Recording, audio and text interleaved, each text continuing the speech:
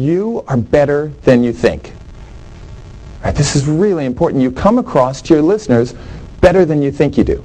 You know, people's attention spans are so quick. Anything that you can do to keep people awake and following you is going to help. I always say, get out from behind the lectern. What about these things? Yeah, I mean, you just want to cut them off and just get rid of them. And couldn't feel worse. And you got to protect your ribs because somebody might, kick your ribs. My pockets are empty. That was his presentation. I mean, he could have saved these poor people and just emailed them. They have all this nervous energy, and we just want to get it done with. The human mind is a wonderful organ. Starts working the moment you're born and never stops until you get up to speak in public.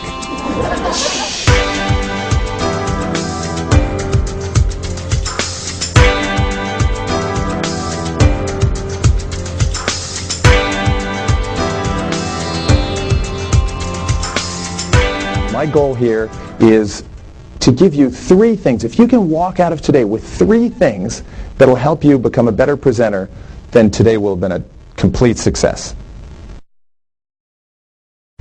Think of public speaking as being a bunch of one-on-one conversations. So if I stand up here right now and I look out, there's maybe 50, 75, 100 people that I don't know staring at me. That's pretty daunting. But if instead I just look at one person at a time and I have these one-on-one conversations, we're all comfortable with those because we have them every day. So you just focus on one person for a thought and then choose somebody else, talk to them for a thought or a sentence or a phrase, and that way you can connect with everybody in the room. You are better than you think. Right, this is really important. You come across to your listeners better than you think you do. I see this all the time because we do videotaping, and then I sit down with my clients and force them to watch their videotapes. Anybody ever see yourself speak on tape before? Yeah. Anybody enjoy it? No. Nobody enjoys it. But it's an incredibly valuable thing to do for your own speaking skills. But what happens most of the time is I'll sit down with someone, and by the way, they try and pay me to not make them watch these tapes. They also try and buy their colleagues' tapes. And they're expensive, because I will sell them, but they're expensive. But what happens is I sit down with them, they watch the tapes, and by the end, they go, oh, I'm not nearly as bad as I thought I was. I was working with a client last year, investment banker. We had this whole section on body language, and then we went to a break. And she came back in and she said, she was so excited, she said, you guys aren't going to believe this. I went down to the meeting. She went down to talk to some bankers who were meeting, and she said, I went down to talk to them, and I was doing my usual thing. She said, I kind of leaned up against the wall like this, and I was talking to them, and people were kind of paying attention, but not really. And she said, and then I remembered what we had just talked about, so I stood up like this, and I put my hands down, and I walked up to where they were. She said she could see everybody shift. They were putting their pens down, putting their PDAs down, and looking up at her.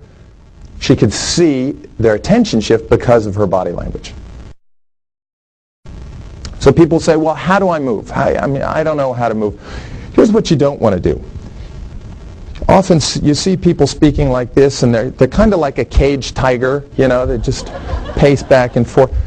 You don't want to, it's not constant movement, but it's movement with purpose. Now another thing about standing, if you're standing and presenting, you notice that I'm not standing behind the lectern today. Now, mind you, it's great as a speaker. These things are fantastic. You can lean on it, you put your notes on here, people throw anything, you can duck behind. In fact, I could give my whole talk back here. This is kind of cool.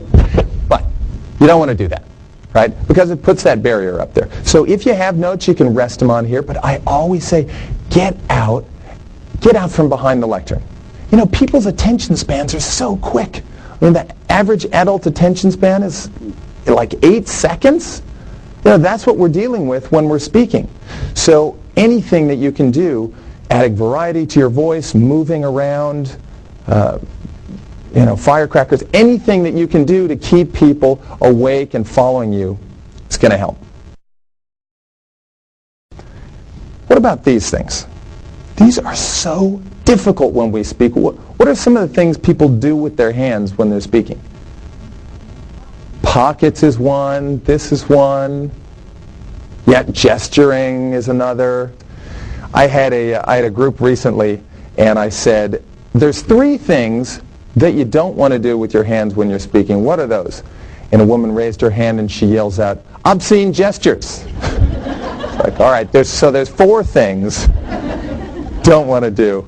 So of those 4 things, we've got obscene gestures. What else do you not want to do with your hands when you're speaking? So pockets, I'm kind of on the fence. You'll see me doing this from time to time today. The thing you don't want to do with the pockets is if you have change in them, you don't want to jingle them. My pockets are empty. So what else? What else do you not want to do with your hands? Sorry? Biting nails. So there's 5 things you don't want to do. I had a guy in one of my workshops, and the whole time he was speaking, his hands were just like this. The typical guy story. His hands were like this. And finally I said, Chuck, what is with the hands? And he goes, oh, well, I'm a black belt in karate, and you got to protect your ribs because somebody might, kick your ribs. So we went around, made everybody in the course promise they weren't going to kick Chuck in the ribs. I'd kick him in the knees, but not the ribs. And so he could let his hands down. Every Toastmasters club has an evil person. An evil person who's called the counter. All right, there's a few heads nodding. The counter is there to write down every time you say like, all of those things. Another one is basically. Right?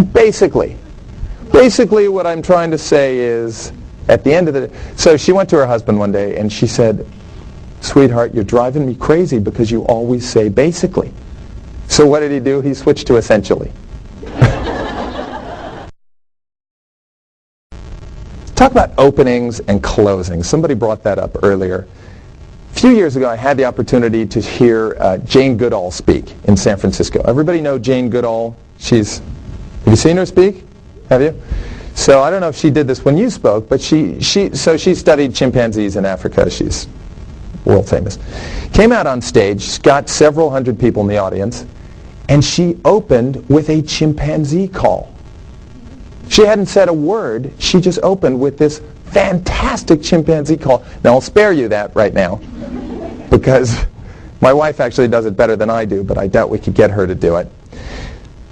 She opened with this chimpanzee call, and everybody was just riveted on her. So what are some good, aside from a chimp call, what are some good ways to open a talk? Sorry? A dog bark. See, I've never heard that one before. Dog bark is one? Yes.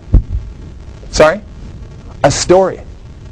Stories are great. A joke, if it's well done, obviously you've got to be careful with humor, but absolutely some humor. What else?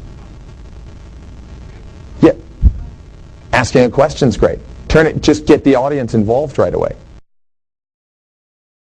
I had a guy in my workshop over the weekend, funny guy, he's an Irish guy, and he's telling this story. He works for the Irish government to help attract businesses to come do business in Ireland. And he's a young guy, and he said he was going in to do a big presentation, big business presentation. And he had this dancing hula girl as a screensaver, and every once in a while, just totally random, she'll come dancing out onto his screen, and she's just wearing a grass skirt, right? So here he's making this business presentation, and he forgot to turn off the dancing hula girl, and all of a sudden she came hulaing out onto his screen. Yeah, I don't think that company's doing business in Ireland. One of my favorite quotes says that the human mind is a wonderful organ. Starts working the moment you're born and never stops until you get up to speak in public.